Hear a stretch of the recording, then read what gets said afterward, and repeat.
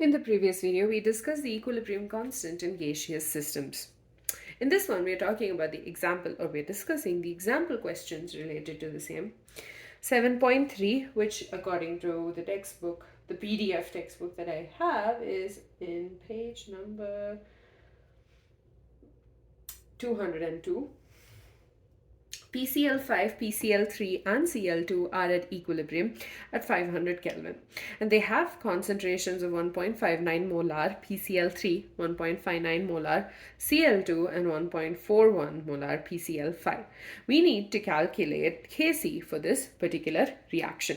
So what have we been given? We've been given the concentration of PCl5, which is equal to 1.41 molar, concentration of one PCl3 equals to 1.59 molar, and concentration of Cl2 equals to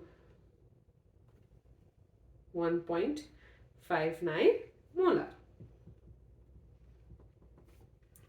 So we need to calculate Kc. So Kc equals to concentration of the products, that is PCl3, into concentration of Cl2 divided by the concentration of the reactants, which is PCl5.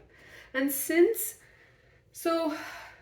these are the number of moles, the total number of moles of the reactants and the products are equal to each other, the value of Kc is going to be unitless. So it does not have any units because they're all going to get cancelled.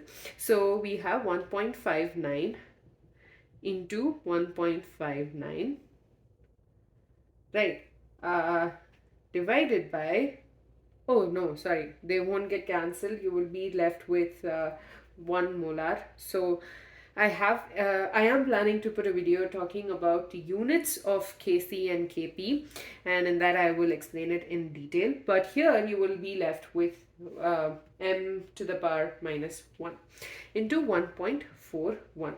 But for now, we're not going to be considering the units of these. So 1.59 into 1.59 divided by 1.41, this one simplified, you get 1.79, and it'll be m to the power minus 1. Because you have m squared divided by m. So you have, again it was wrong, so molar. So that's the value of Kc. We just substituted this. The next one is 7.5. I will be putting the problem 7.4 in a separate video, which will probably be the next one because that's a little more longer than these two.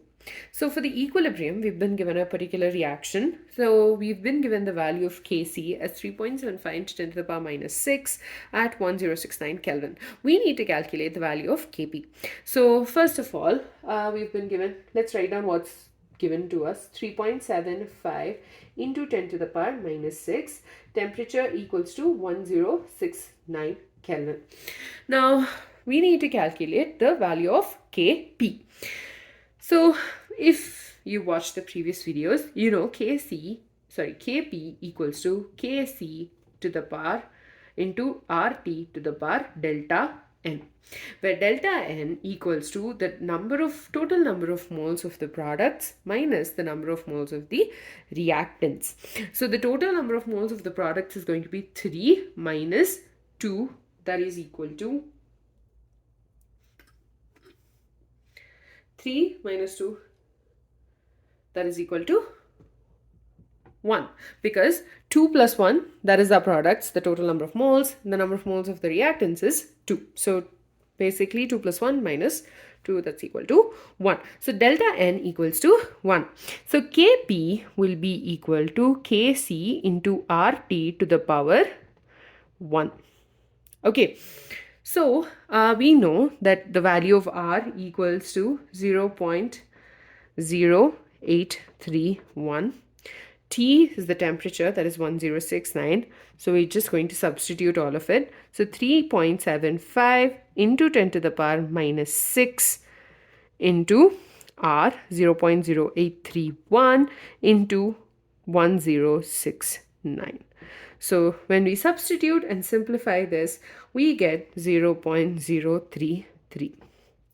So that's the value of Kp. So Kp and Kc are not equal to each other. They're numerically different. That's it. So basically we just use the equation Kp equals to Kc into RT to the power delta N, where delta N is equal to total number of moles of the gaseous products minus total number of moles of the gaseous reactants. With that, we're done with these two questions. In the next video, we will be discussing question number 7.4.